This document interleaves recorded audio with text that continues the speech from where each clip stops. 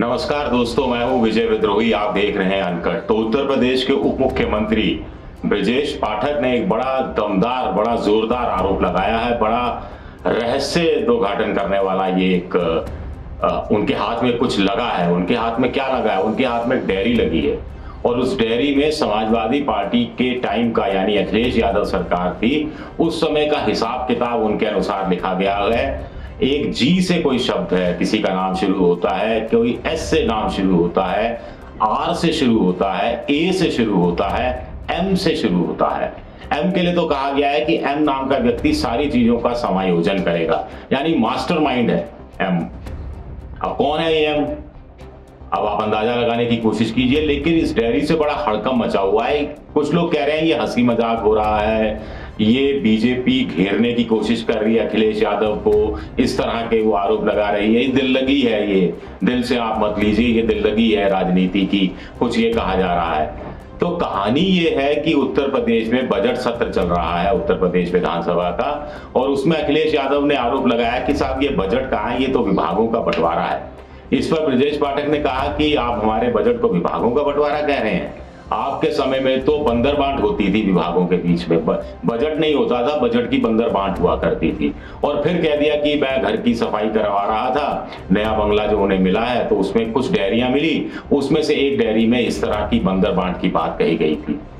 अब ये बंगला हाल ही में ब्रजेश पाठक को मिला है। इससे पहले ये उप मुख्यमंत्री होते थे दिनेश शर्मा, उनके नाम अलॉट था। उससे पहले ये आजम खान रहा करते थे, जो 87 मामलों में जमानत लेकर शायद एक रिकॉर्ड बनाकर वो वापस आए हैं राजनीति में।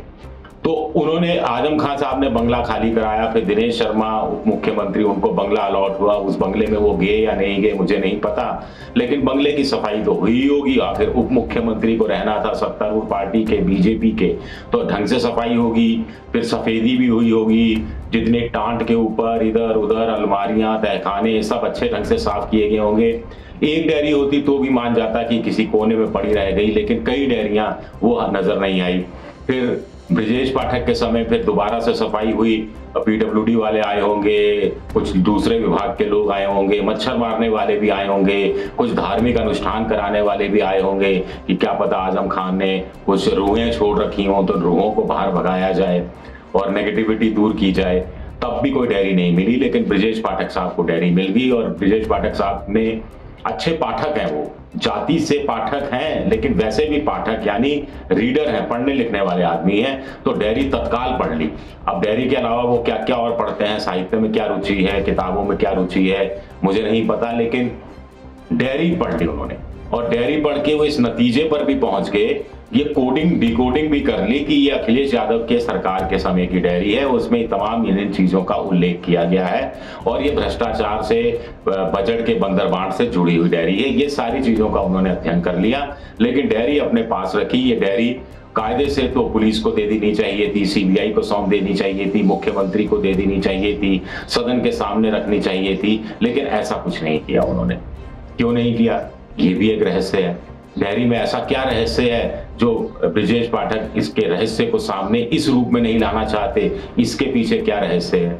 वैसे डायरी को लिया जाए तो हिंदुस्तान में डायरी को लेकर एक वक्त था जब विश्वनाथ प्रताप सिंह जब लोकसभा का चुनाव लड़ रहे थे, राजीव गांधी की सरकार गिर गई थी, उसके बाद वो 1989 में जो चुनाव हुए थे, तो अपनी जेब से एक डायरी निकालते थे, हरे रंग की डायरी होती थी, और कहते थे इसमें बोफोर्स का वो बैंक खाता है जिसमें रिश्वत की रकम जमा कराई गई, जो 60 करोड़ रुपया के आसपास रिश्वत खाई गई थी। उस समय आरोप लगा था।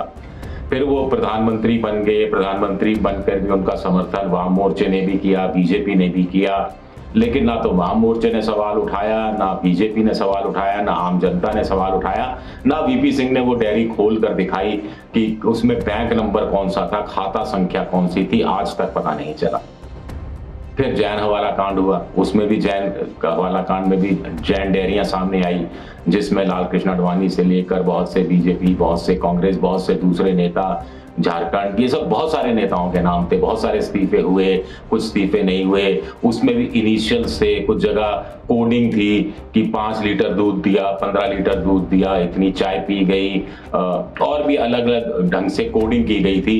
लेकिन कोडिंग डिकोडिंग, कुछ सीबीआई के पास मामला, कोर्ट में मामला, लेकिन कुछ आज तक नहीं पता लगा उस कांड का क्या हुआ, उस डेयरी का क्या हुआ, उस डेयरी का रहस्य कहाँ हुआ, गुम हो गया, पता नहीं।